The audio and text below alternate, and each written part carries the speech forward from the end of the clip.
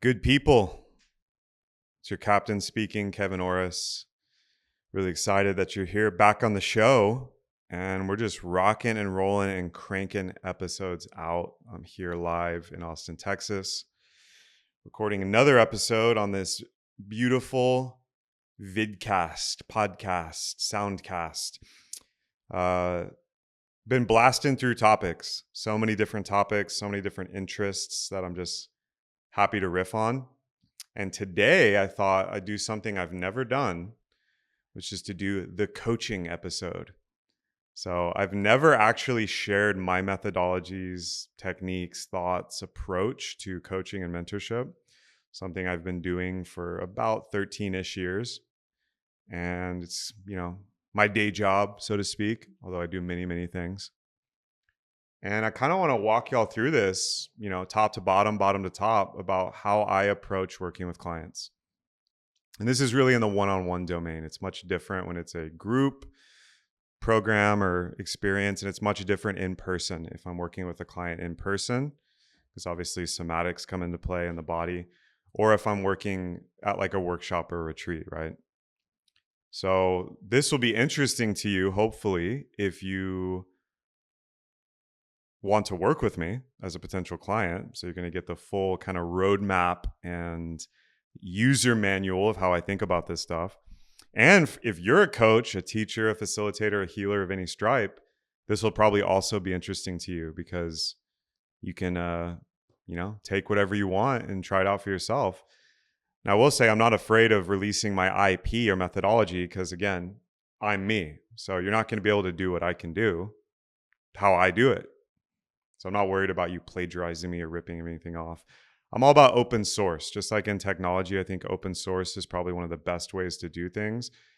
The mere concept of intellectual property in the legal sense is kind of abhorrent and ridiculous to me. It's grotesque, because no one owns ideas. As King Solomon said, there's nothing new under the sun.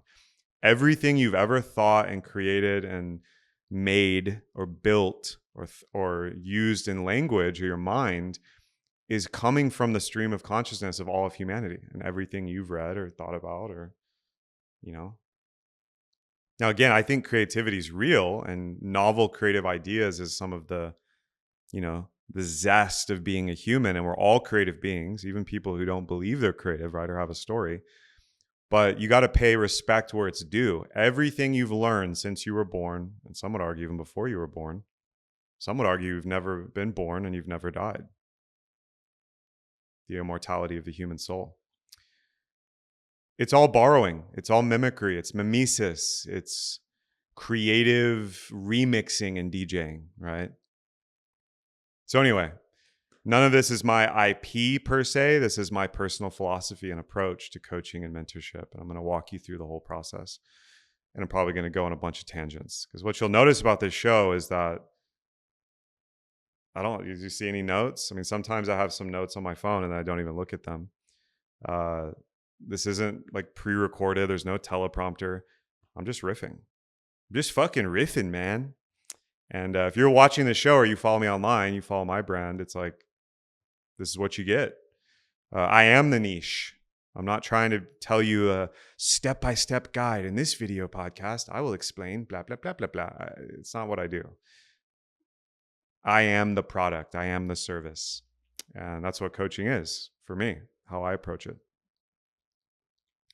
So let's just to kind of give you context here, I've worked with people from all walks of life. I've worked with young people, like teenagers, 18, 19, 20-year-olds that are very new to a lot of ideas and whatever they're seeking guidance with. All the way up to, I've worked with men and women in their 50s and 60s. So I've worked with a huge age range.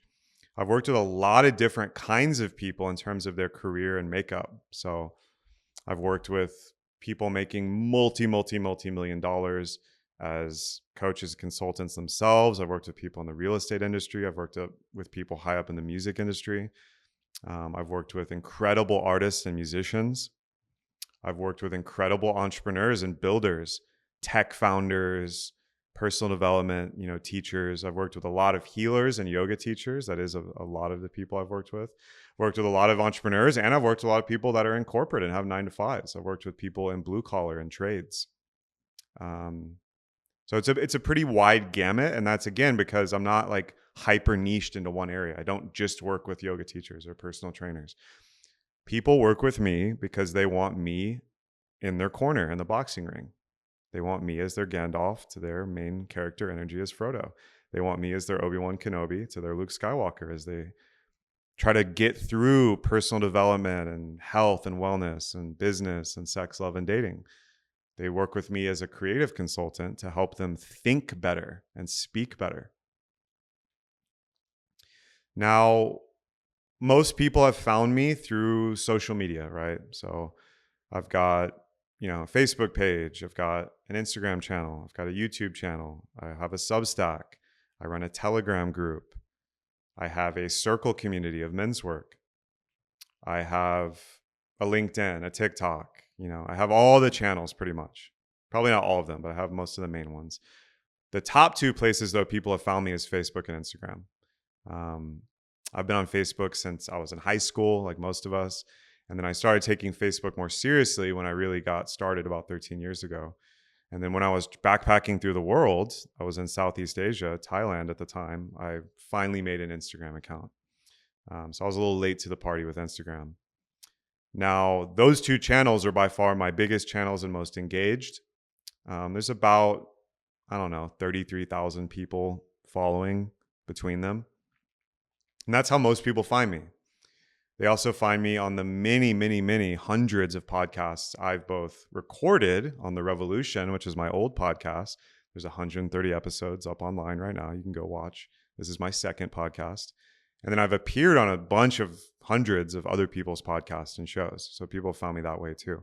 Now, when someone finds me, it's usually they drop a comment, they send me a DM, they email me, and then we have a little conversation. I kind of size them up, maybe ask some questions, and then we'll book a discovery call, right? So usually that's just a 30-minute or less, sometimes longer if it's a deep conversation call, where, I'm going to walk you through the whole funnel. The things I'm trying to find out on the discovery call is A, do I like working with this person already? So honestly, I've had some, maybe for another time, I'll tell some crazy client stories where things went wrong. It's definitely happened where they had a falling out with me, or they went into some crazy projection or psychosis with me and had to cut them. But by and large, I only want to work with people I want to work with. And I as a student of philosophy and psychology, I consider myself a pretty good judge of character and have a very strong intuition. So I'm going to know pretty quickly if I want to work with them. And I don't want to work with anyone where I'm going to be pouring hours of my time and energy guiding them in sessions, helping them, supporting them if I don't like them. So that's a big thing I think a lot of people miss, is like that's number one. But on the discovery call, basically, it's a bit of an interview process. So first, I let them ask me any questions they have, and that's the bulk of the call. And then I flip it on them and I ask them questions. And sometimes those are reversed. In fact, often they are, because usually I start asking the questions because they're just, they're feeling me out. They want to know who I am, and I want to know who they are. So we have to get to know each other. And then if it feels an alignment, after answering all their questions, after I ask them my questions, then we'll talk about what working like and working together could look like. And I do everything from just a single session on Zoom or in person, just a one-off. I do small packages of sessions that are just like a series of sessions. And then I do full-blown coaching packages where not only are you getting sessions, you're getting access to all my online courses, my curriculum, all my online resources. And you also have a channel with me that's usually on Telegram or WhatsApp. That's just me in your pocket. You got me on call in the corner, and, I respond within 24 to 48 hours. And that ends up being one of the most valuable things, because in between sessions, if I'm assigning homework or practices, or we had a really big breakthrough or a big emotional insight or catharsis or breakdown, there's usually a lot of integration that happens. So in the most serious clients that pay me the most money and get the most transformation, the longer packages are really powerful. And that can range from 6 weeks, 3 months, 6 months, or a year. I've had VIP clients who are in kind of more of a mentorship program that work with me for an entire year, sometimes longer because they re-up and they re-sign. Those are my favorite by far, just because we can actually form a relationship. I'm actually good friends now with many of my clients.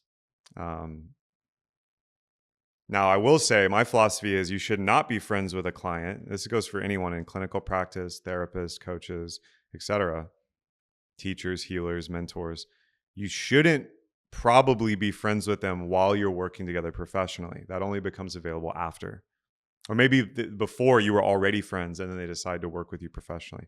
I personally believe in some of the separation of church and state, where you should pause the friendship because that can dilute and conflict with the psychological, emotional process of being in a container together and working together. Now, once they sign up, we do intake, right? So I'll send you a detailed questionnaire.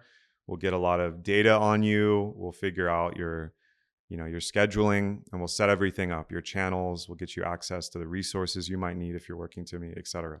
And the intake's really important. I'm actually designing a new one now, but I've used one for many years. That's very open-ended. It's like a Rorschach test. I just want to know, how do you think about life? What's your personal philosophy? What are you struggling with? What's the problems you can't solve? What are the nagging, hanging resentments and fears in your life? What are your hobbies? How do you spend your time? Are you in a relationship? What's your dating life like? What's your creative life like? How do you think about the future? How do you think about the past? How do you emotionally process?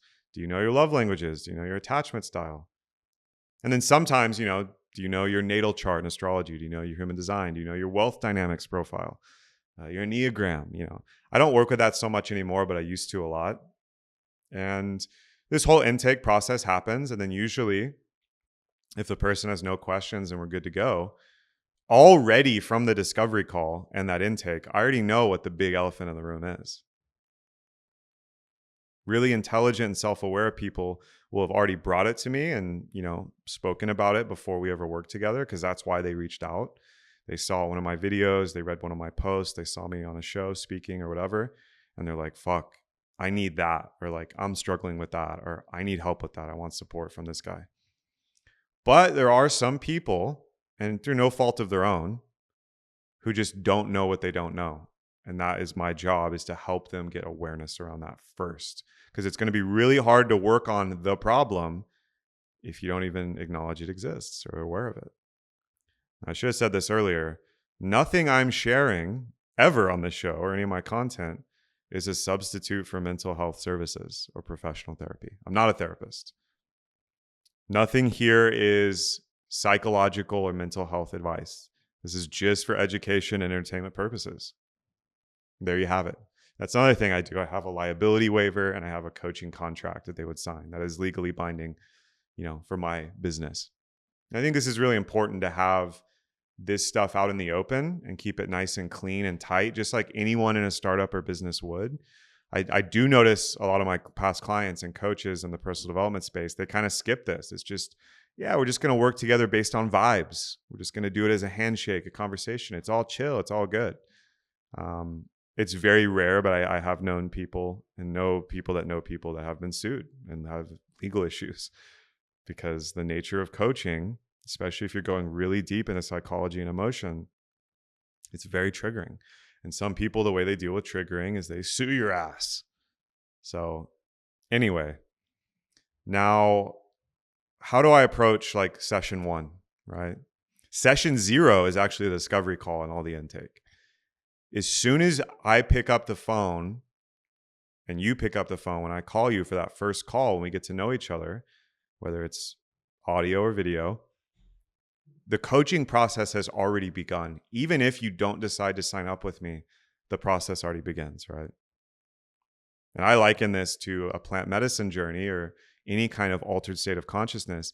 As soon as you decide to sign up for breath work, as soon as you decide to take a sacred plant and have a psychedelic experience, long before anything happens, you're actually in the session or ceremony, the process has already begun. And this is really powerful because it's a holographic gestalt of you stepping towards transformation. I work a lot inside of the hero's journey framework. Joseph Campbell, one of the GOATs, right? Could do a whole show just on this. There's 3 acts in the hero's journey. There's the call to adventure. And this applies to every movie, every book you've ever read, every Netflix show, every creative storytelling since humanity's inception can be broken down in this framework because it's timeless. It's actually innate in the human experience, I would argue. And if you don't believe me, go read Joseph Campbell. He's in my top 5 all time, one of the greatest thinkers and authors and a gift to humanity, who studied all world religions and myths and drew the throughputs, connected the strings, connected the dots. Act 1's the call to adventure. So you get a call. Sometimes it's a literal phone call. A lot of times it's just like a crisis is happening, or you're struggling in your life. You're getting divorced. You just got fired. You get injured. You go broke. You hit a big snag in your life, and life will call you into adventure. It can be people. It can be nature itself. It can be the creator, God, goddess. It can be anything. And then choosing to accept it is the hard part. Should you choose to accept this mission impossible, you move into Act 2, which is the descent or the entering of the other world or the underworld, right? So there's the call, there's the descent or the entry into a new world where you're being challenged. You're facing your demons and dragons, your shadow. You're gaining allies. You're gaining a mentor. You're going into new lands, into unknown, meeting new people, having new experiences, facing a trial or series of trials. The road of trials is how Campbell talks about it. And then you enter the abyss. And the abyss is your lowest point, right? It's rock bottom. This can be physical. This can be psychological. This can be emotional. This can be spiritual. In the abyss, you have to overcome the thing. The big thing, the elephant in the room, the problem, the struggle, the challenge, the healing happens. And then you die and are resurrected psychologically. Maybe it's your ego. Maybe you physically have a resurrection because you're going through an injury or a physical process. And then you gain the elixir, the insight or wisdom. And Act 3 is the return home. You complete this full cycle, which again, this is a very broad brush description, just the 3 acts. I would argue there's 4 mini acts in each one, which gives you 12, like a clock. And there's infinitely more too, if you just like zoom in and double click. It's a fractal. The return home is very important because now you must bring your insight and your newly constructed alchemical, disillusioned, reformed personality and structure of your business, of your relationship, your marriage, your life, your mind and body back to the village in which you started, which is your normal life. And a good coaching package or experience of mentorship for me is we do at least 1 lap in that circle. Sometimes there's many. In smaller packages or someone who's really struggling, maybe we only get through Act 1 or just Act 2. But for me, that's actually a KPI, key performance indicator, is that we did 1 spiral on the hero's journey circuit, which is a circle. Now it's a spiral because as soon as you get back to the beginning, guess what? Another call to adventure happens. And this is infinite. This is our whole life. Even if you're not aware of it, your whole life's playing out this way, I would argue. Everyone. This is innate in human psychology and the life experience. Your whole life from birth to the grave is a hero's journey. This is one of my favorite modalities. I believe it's a ultimate map or codex in which to place transformational work in personal development. I don't think there's a better schema or template. And again, if you guys have something amazing you're working with or a format or model I've never heard of, I want to hear about it. So hit me up if you're inspired by this or you are a mythopoetic kind of psychoanalytic type of guy like me. Now, session 0 is the discovery call. Session 1 is very important. The way I see session 1 is we're setting the table. So we want to have this feast. We want to have this meal. It's going to last a long time if it's a longer package. Session 1 is we got to set the table, which means we need to get all our tools out on the table. We need to get all our placemats and plates and, setting the table. And we want to get everything out. So even though we won't be able to work on everything in one session, which again, session could be 1 hour, could be 90 minutes, could be 2 hours. We need to get everything out in front of us. All the building blocks, all the struggles and problems, all the assets and resources, all the people and relationships, all the thoughts and feelings. You got to get them all out. So that's usually session one. And often in session one, if we go deep, again, really depends on the person sitting across from me. If they're very self-aware and well-resourced, they already have a lot of tools. In session one, we could already get to tears and a breakthrough. We could already get into a massive amount of transformation. Because just in that first process of doing assessment and doing a full unveiling or revealing, a vulnerability, confession type thing, you can already solve 80% of the problem just right there by correctly identifying it and laying it out. Now, that last 20% could take years to implement and execute and integrate. So that's how I see session one. Now, from there, it's a choose your own adventure. It's a spiraling branch, tree-like structure of choice points where we're going to go. Most of the time in the final session of whatever I'm working with someone in, my goal is not to tie everything up neatly with a bow. It's to land the plane in a good way and set up a process of integration.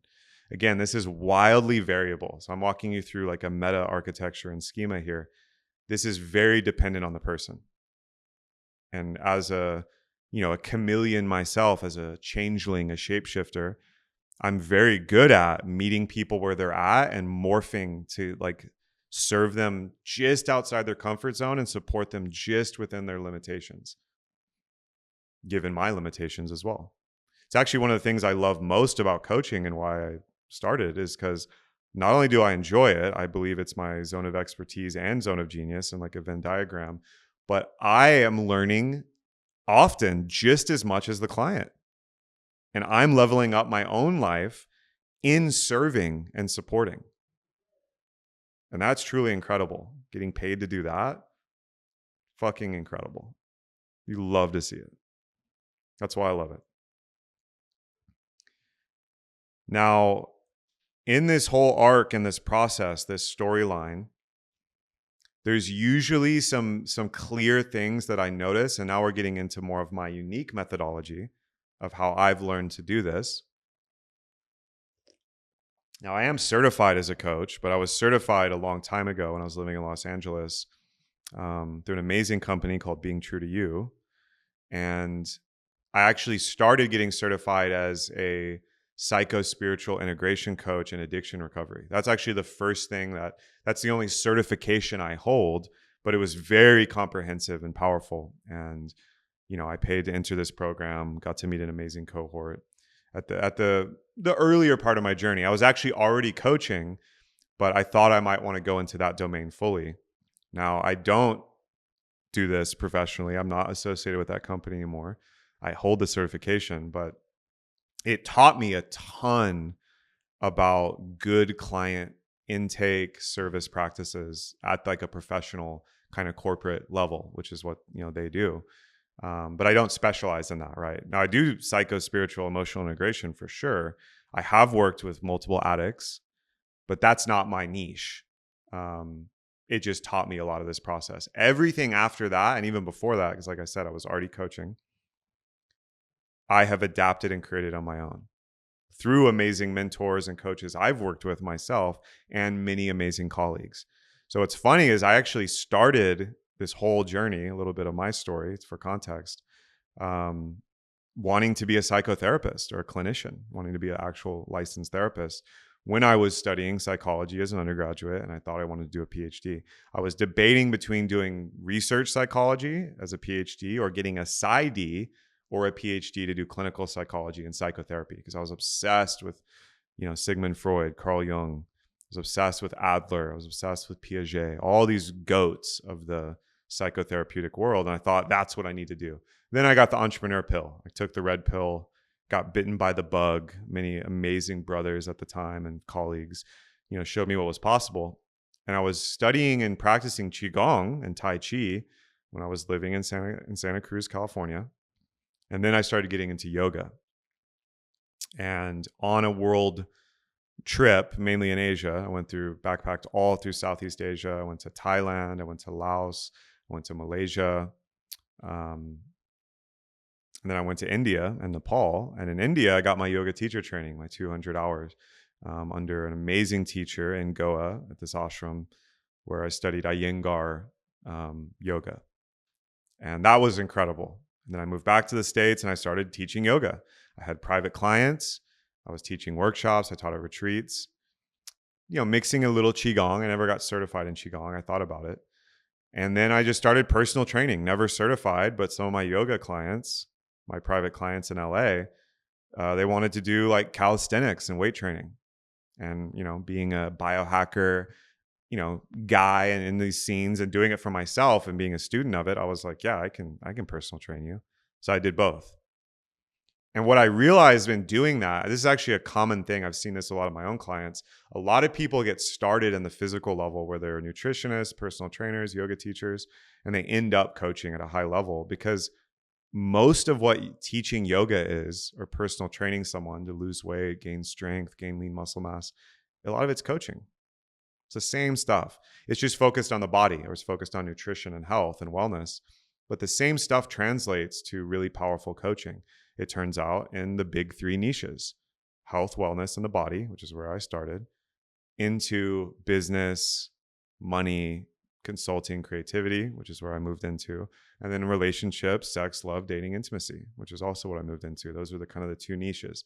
So I've touched all of the big three in my career, but I kind of left the training and like nutrition side behind way long ago, even though that still comes into my work for sure if people ask for it, because I'm a geek biohacker.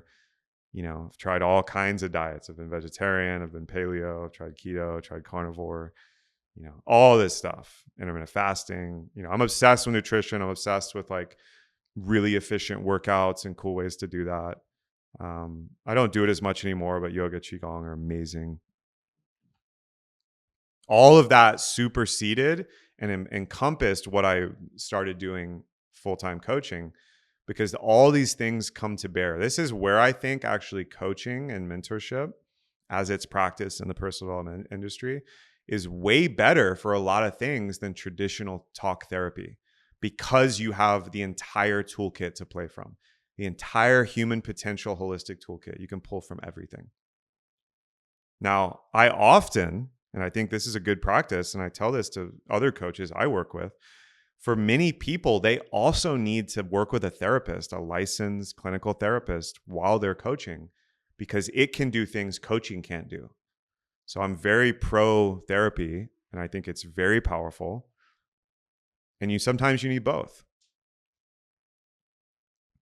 Now, my mastery, I would say, I'm not a psychologist. I'm not a therapist. I'm not a clinician. The only certification, as I already shared, was in this type of coaching. I never did like the International Coaching Federation, or what a lot of people do for like, I want to start coaching, I should start here. Honestly, I think a lot of that stuff's bullshit. I've actually considered doing it. I looked through it. I started the training. It's not interesting to me because it's so formulaic. Now, that being said, I think it's amazing. And if you're interested in it, you should definitely do it, just to do it and get the certification and feel good to serve clients professionally. I think a lot of certifications are bullshit. I think the whole idea, even of degrees and certifications, and this is part of the expert bias and the worship and pedestalizing of all our cherished experts in the corporate kind of world business model. So many of these people are absolutely dog shit and they don't know what they're talking about, but they got the little piece of paper that says they do. So they get authority and clout and people I'm not saying you shouldn't do it. I'm just saying I don't value that as much as results. If you work with me and I can get you results, does it matter about all that other stuff? For some people it does. And I have, fired a few clients, and a few clients they didn't fire me. They just were like, I'm out, before we ever signed a contract, because they were obsessed with needing that. And I was like, cool, here, I'll give you some referrals. Here's who you should go see. We're not going to be a good fit because I don't buy into that mental model and that philosophy. Anyway, I digress. My mastery is language. So language is the front line. I've also trained in a lot of somatics, as I've been explaining. I got super into bioenergetics, super into the Osho style meditations.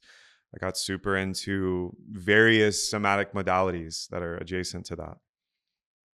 The body is really important. I've done a lot of breath work. I never got certified, but pranayama, which is part of yoga, breath work is a huge practice that I still use with clients. Insight meditation or vipassana meditation is a huge practice I use with clients because it undergirds everything.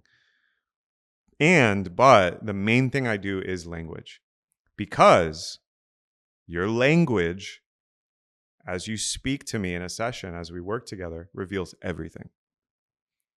Now, there are nonverbal things. There's unspeakable things. Memories, emotions, feelings, the very subtle thoughts and somatic things happening that you can't actually say yet. Sometimes you can. Some things are just purely unspeakable. Like your connection with spirit or the creation, the connection to all of life is unspeakable. I can use really flowery, epic, poetic, scientific language, but it never touches the thing which is felt. So that is actually the meat and potatoes. That's the ultimate center at the maze.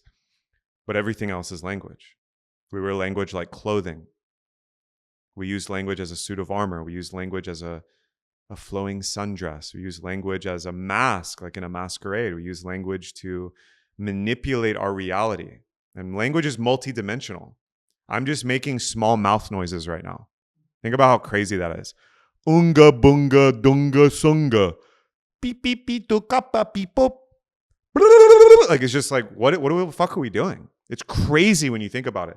I'm just making small mouth noises. I'm running air through my vocal cords and lungs, and I'm vibrating the air, and you're hearing it, and you have a multidimensional dictionary because we're speaking English, where you're having thoughts and insights and things are lighting up in your brain based on just these noises I'm making, which are completely arbitrary. Ni hao ma, xing cha, shong ta. Like, I could speak any language, and they're all different variations of noises, La voz, el sonido. Hablamos con ti. Yo soy KO. Spanish is the only other language I kind of speak.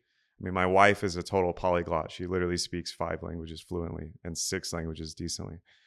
That was never my thing. As much as I love language, and I live in Texas, we border Mexico. I'm decent if you put me in Mexico, or you put me in Costa Rica, or and I'm immersed. My Spanish is conversational. I fuck up a lot. I misconjugate verbs, but the Latino will recognize and play with this Tejano or Gringo in language. Sometimes I have to switch to English though because I have limits.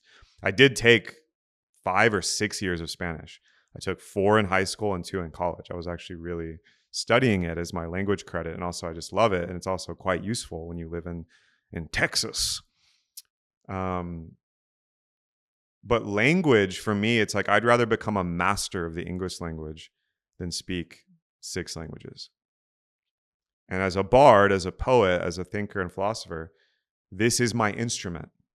This is also my tool that's supportive and therapeutic in coaching and mentorship. Now, it cuts both ways. Why I'm saying language is the front line, and this is kind of the entirety of my methodology, is because when I listen, I'm a really good listener too. That's the other thing. If you're a good speaker, you have to be a good listener. I actually think they're 2 sides of the same coin. My ability to deep listen is very strong, and it's something you can train. It's like, yes, was I born with innate gifts? Of course, we all were. I'm no different than you. I'm an ordinary man. Everything I've done, you can do. It's just about repetitions and training and the willpower to do it and intention.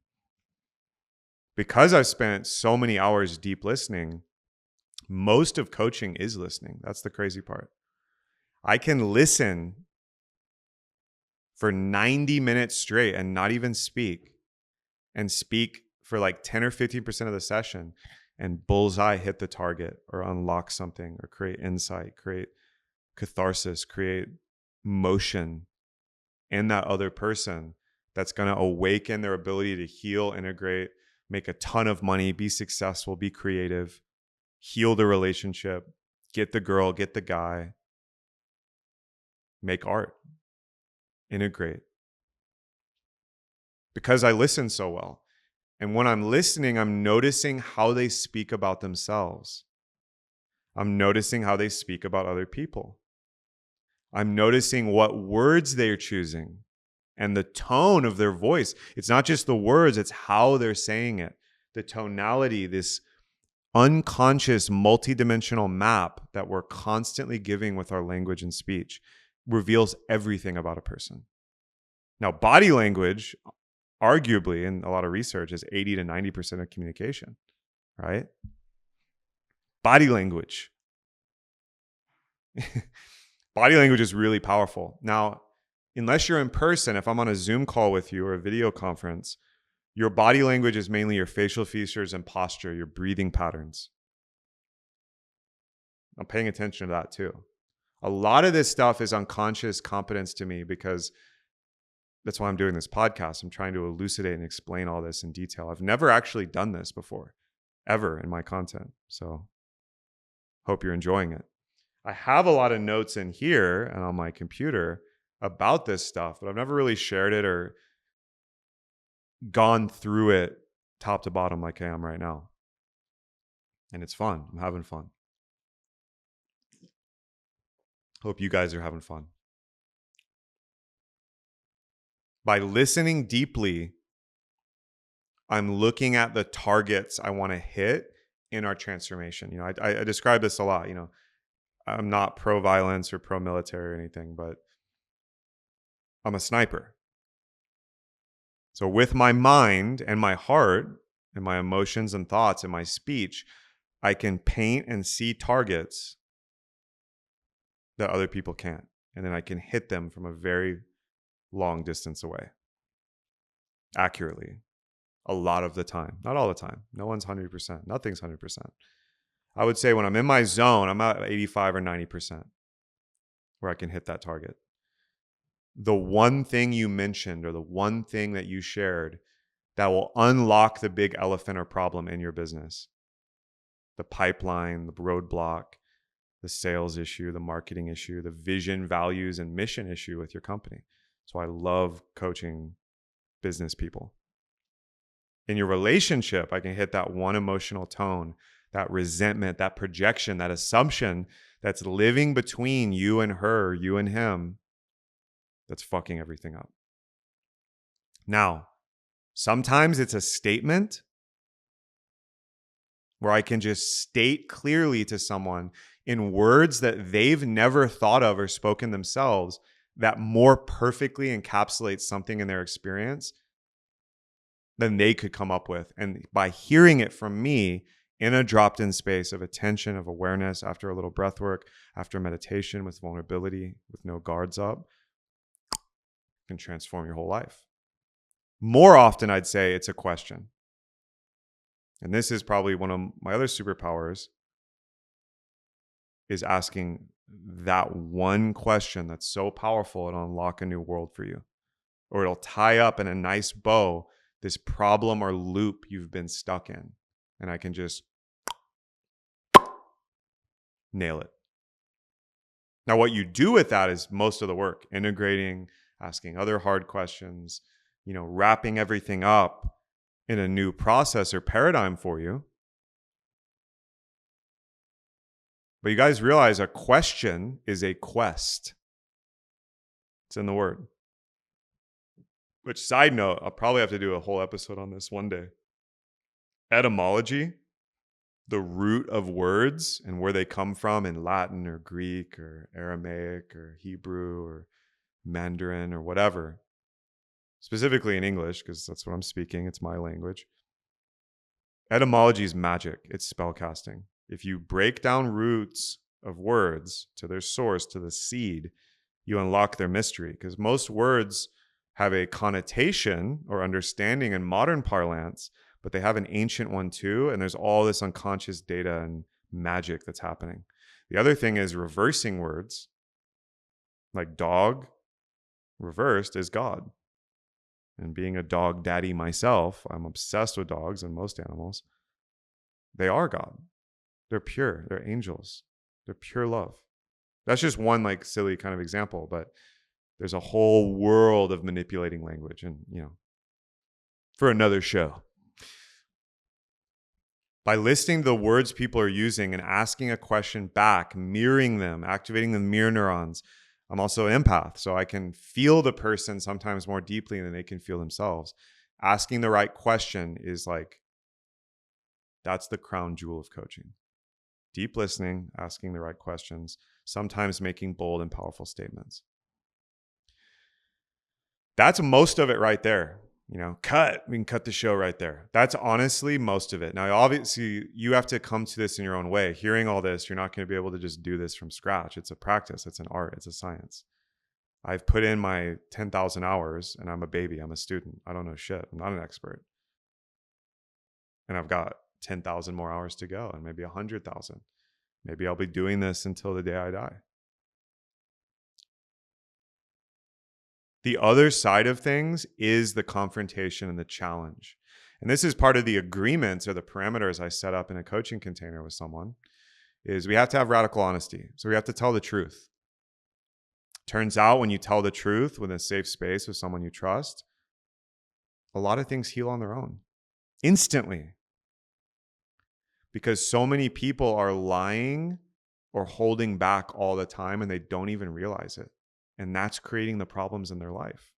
That's creating the problem in the business. That's the bottleneck. That's the fuck up. Or in relationships, probably most of all, in intimacy, white lies or withholding or outright lies just create blockages. It's not going to work. It's not tenable. In health and wellness and personal development on that side with the body, a lot of times the lies you're telling or living are showing up in your body through dis-ease. You're not at ease. You're not whole and feeling everything. The mind and the body aren't separate. They're the same thing. Your nervous system and brain is distributed through your whole body. Did you guys know that? You have a brain in your heart. There's so many neurons in your heart and your gut. It's not just up here. Spiritually or psychology, I do believe the mind and body connection, which is not understood by science at all, eat it, materialists. You have a lot of work to do if you want to try to justify that we live in a dead, cold world without a mystery. It's total bullshit. It's tripe. It's absurd. Science has no answer to what consciousness is. Artificial intelligence is going to be a mirror that's going to reveal that mystery even deeper. Artificial consciousness might be an oxymoron. It may not even be possible. There's only consciousness. So radical honesty is the first one. Of course, with that, hand in hand is confidentiality. So you have to have a confidential space, a safe space where nothing's going to be shared. No client information, nothing you're sharing with me. Even things I'm sharing with you, it has to be sacred and it can't leave the container we're in while we're doing the work. Unless you give permission and consent during or after, of course. And that's part of the contract we sign.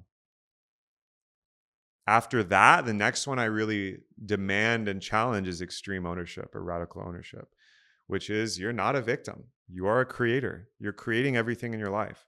You may not be the problem, but you're the pattern. And sometimes you're also the problem. So we have to own that. Radical agency. If I own that, oh, fuck, I'm the reason my marriage isn't working.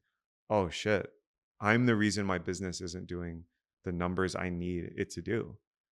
Oh, I'm the block in my creative process, and my behaviors and habits are the ones creating the results I don't want to see. If you're blaming other people or projecting or assuming and becoming a victim and making this perpetrator out there and then making me, your coach, the savior, we're in trouble. We're in a loop. And sometimes that stuff has to be broken down pretty vigorously. And this is where I confront and challenge clients if they're able to handle it. Again, this is why I really love working with entrepreneurs, founders, other coaches, and builders, because they can take the heat. You wouldn't be in that line of work if you couldn't take the heat. Some people, again, I'm going to meet you where you're at. I'm here to support and serve when I'm doing this work. So if someone can't take it, I'm not going to serve that type of medicine or that strength. Some people thrive and actually need to be confronted and challenged at a very deep level. And again, I do this through language. I do this through asking hard questions. And I do this through accountability. So if we make a plan, and this often happens, although I'm not married to it, because sometimes people need to actually dissolve their hyper discipline and planning because they've boxed themselves into this robotic way of life. And they actually need to break free, and they need to dance. They need to go into nature. They need to make love. They need to make art. They need to shake up and like enter novelty. Other people, if they're already hyper creative or in the conscious community or new age, which many of my clients have been, because I guess I am, they actually need structure and discipline on a big level. You know, this is masculine, feminine balance. And so we'll create a plan together and then we'll execute it together. Usually I start with 21 days, which is a magic number. 21 days of action or habitual change or agency in a domain specifically can be your morning routine, can be your evening routine, it can be your language, it can be exercise or diet, it can be psychological, a practice, mindfulness. It can be creative, writing is probably one of the best. It can be social, talking to new people, meeting people, going to events. Again, toolbox is infinite, so I'm customizing to you. All my coaching is customizable when it's a one-on-one. 21 days, and this has been studied, is the minimum amount of time to start to rewrite a neural pathway. And that's why there's a lot of 21-day challenges. You know, most people do 30 days. 30 days is better, obviously. It's 9 more, but 21 is the minimum effective dose. So I work with that a lot as a structure. And then it's about accountability, which again, my long-term clients, they have a chat channel with me where I'm checking in on them regularly. And they're asking questions from me. And they're asking for support. Maybe they drop a voice note because something went wrong or they're really struggling in that moment. And that's where a lot of the rubber meets the road. And that's like the meat and potatoes of the longer term containers, is that continuity and confluence of our dialogue is extremely powerful. And I think a lot of clients get actually more from that than they do the sessions, which is surprising to me. But also not surprising, because basically like people are so isolated and individualistic today. We've lost the village. We've lost tribes. Everyone's fucking doom scrolling on the black rectangle. Everyone's geeked out on this mental noise. For some people, entering into a relationship with me as a coach or mentor and the containment of we're just here to work on you and make everything better and solve your problems and get you results and get you more money, more love, more health, more well-being, more fulfillment. That relationship itself does all the healing. It's not like this one practice or, 3 simple tips to da-da-da-da. It's like, no. Just the relationship field itself, which again, I'm very interested in holding in a pristine way, in a sacred way. And I mean, I don't say sacred like frivolously. I mean with intention, with a lot of intention. Everything's sacred, I believe. The more you put awareness on that fact, the more sacred it becomes. It's a mind fuck, I know. The relationship field itself does a lot of the heavy lifting, which, sometimes makes me sad because a lot of people don't have a relationship network that's supporting them. Friends, colleagues, lovers, partners, etc. And that's actually one of my big prescriptions or support structures is, man, you need a men's circle. You need a women's circle. Who are the 5 people you spend the most time with because you're becoming them? Who is in your corner? Who supports you? Do you have people in your life that are literally just talking shit about you and don't want you to win? And if you share a win, they get jealous or envious? You're fired. Got to cut these people. And if they're family or close people, you can't cut them, but you need to create boundaries. And that's a lot of my work too. It's a whole other rabbit hole. How do we create and maintain healthy boundaries for your thriving? It's insane because you're going to call back so much energy. You're going to break projection fields. You're going to acquire new perspectives that are going to blow away your limiting beliefs.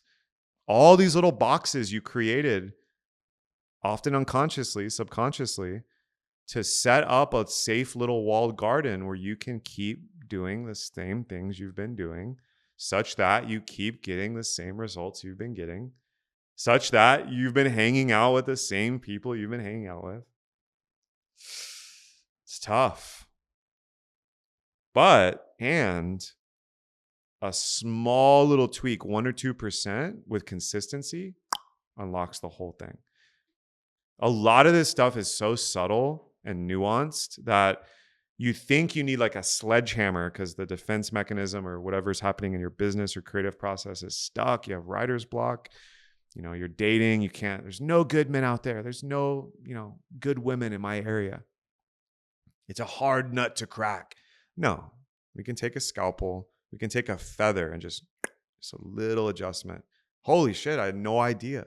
Look at all these resources and opportunities right in front of my face that I was blind to because I was running an operating system. I was running an overlay that made it invisible to me. Most of the most powerful transformations, and I've got, I don't know, probably 100 testimonials, like 50 videos, probably more than like 100 written testimonials from clients where, I get so much joy and I'm so grateful for that, because what I saw in like the first session or 2 or 3 versus what they get to, I can't create the result they want. They have to create it. I'm supporting, holding up the mirror, asking the questions, kind of navigating the ship a little bit, giving them, directives and coordinates. It's like I'm sitting behind you as you steer the ship, but I'm helping you navigate and spot things. They'll arrive at in the final analysis and their share what I saw early on, but the way they got to it is novel to me, and I'm like blown away, and I'm just like, wow. That's why I love doing it. It's pretty incredible. Now, the challenges or the things I see that don't work that I'm still working on is most people actually probably need to do in-person stuff. Because of the digital side of things, it's so overwhelming and so ridiculous. I feel like it was different early on. So like when I really started to heat up and make a lot of money, and for the first time, raise my prices and work with higher profile people and really start to get into my rhythm, was like 2015, 16, 17 is when it really started to pop off for me. Just crazy to say that was 10 years ago. I'm an old man. Time moves so fast. It's fucking crazy saying it out loud. But back then, I feel like doing a live stream, doing a podcast, getting on a call, starting coaching, getting on Zoom, working together online, it had a newness and a freshness to it that was extremely powerful and effective. Now, because of post-COVID reality and everyone's a remote worker, everyone's fucking doom scrolling all day. They're swiping on Tinder. They're on Zoom meetings all day for their job. Of course, we can still get there, and I do regularly. It's harder though, in my experience. I'm curious if y'all share this. And that's why, I always tell clients this, and I'm running a full day workshop here in Austin this weekend. In person is the GOAT, the greatest of all time. Never going to in person, that's the WOT, the worst of all time. Okay. In-person transformation is so much more powerful than anything you'll ever do digitally. Go to the speed dating, sign up for the 1-day workshop, go to the 2-hour live talk and network, go to the multi-day retreat, the 3-day retreat, go to the 7-day retreat, sign up for the immersion, fly out, travel, go see your best friends, invite them with you, take your family, your spouse, go with the teacher, the mentor, the coach, the facilitator, and have the experience in person. In reality, so much more powerful. And for many years, some of you will remember Mystic Misfit. Some of you will remember International Tribe Design. Some of you will remember Elliot Hulse. These are various projects, brands, and amazing people that I spent years traveling the world and basically nonstop going to events, retreats, both attending and leading them. There was probably a season where I was going to minimum one a month, and it was insane. The most transformation in my life by far. And part of me now is like trying to get back to that, right? I am starting to host more events here in Austin. I am in talks with my co-founders of the fellowship, the men's community I run, to set up a full-blown men's retreat in Costa Rica and go ham. I have many beautiful allies here in Austin who are doing similar things, and I'm going to be collaborating. That's where the good stuff is. And, you know, back to the thing I'm obsessed with, and if you're watching the show all the way through, most of the original episodes were on. Artificial intelligence and the digital economy and world is going to just go absolutely apeshit. It already is, to the point where IRL, in real life experiences, will be a $1 trillion industry. It's already a $1 billion industry. It's going to go to $1 trillion because of how starved people will become for it and how powerful it'll be. I saw something on Twitter the other day that Anthropic, who made Claude, I think it's the S tier LLM model right now, they're hiring on their website right now. I mean, part of me is like, should I apply? But I don't want to move to San Francisco. It's a fucking hellscape. $400K a year salary for full-blown event ops in-person manager and facilitator, to do networking, to do company events, to do showcases, to basically be like the Anthropic go-to point person to run all the in-person stuff. $400K a year. I guarantee you every startup and AI company, every other corporation right now is doing the same thing because in-person is the best. And on that note, I haven't done one in a couple of years. In the past, I've done them in Bali, I've done them in Tulum, I've done them in Costa Rica, I've done them here in Austin, I've done them in California. In-person immersion. So basically imagine like, instead of doing a 90-minute session with me and having a big aha moment, we spend 3 days together at a destination. And it's basically like a private custom retreat. It's a VIP immersion. That is probably, in terms of my one-on-one work, that's the crown jewel. And some of you, if you're watching, some of my past clients who've done that, I mean, not only just we have a shitload of fun and get to actually like hang out and like, it's not all just like sessions and work. We're going out to dinner together. We're going hiking together. We're having experiences together in nature. And throughout the experience, we're doing hardcore in-person sessions and then long periods of silence or journaling and integration. And then we celebrate too. And it's literally like an in-person custom retreat. And often in my network, I'll invite other people in for little moments of it. So it's like this custom journey. And that's something that's incredible that I'm going to start doing here in Austin with people, whether you live here or you want to fly in. I don't know if you know this, but Austin, it's so hot right now. So that's my in-person rant. I think more and more of the coaching industry, the personal development industry, is going to be forced into moving towards the stack or the tier list. In-person's at the top and is the best and should be the basis of everything.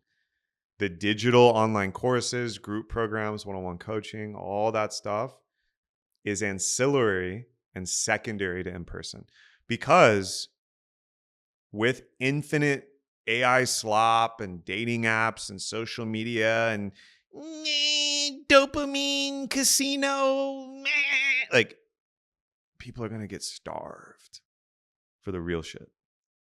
They're going to be starved to sit in nature with their best friends, with people they trust guiding them, and just listen to a bird song or swim in a cold river or hike up a mountain. Or just fucking dance and twerk your ass off and shake that thing.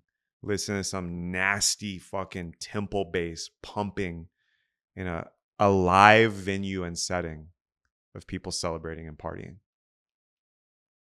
We're going to have to go back to that. And what you'll see if you follow my journey, I'm currently obsessed and going crazy with agentic AI systems. I'm learning the whole game there to bring into my business and also into collaborations. I'm going to be redesigning my whole online presence and funnel. And this is going to be one of the features in person, because we can't do all this shit on Zoom calls. We can't do this shit in DMs and fucking social media. So This has been the coaching episode. I hope this was powerful for you. I just walked you through the 10,000 foot view, let's say, of my methodology and some of my practice and how I think about this, how it works in theory. Now in practice, obviously, you're going to have to pull the trigger and come to one of my events or work with me, because it's so customizable and varied. I can't sit here and like tell you the bric-a-brac, tic-tac, nuts and bolts of a specific thing. A, because I don't want to breach any client confidentiality and tell you a story even without their name. And I did that intentionally. And it's just, this is the first pass here.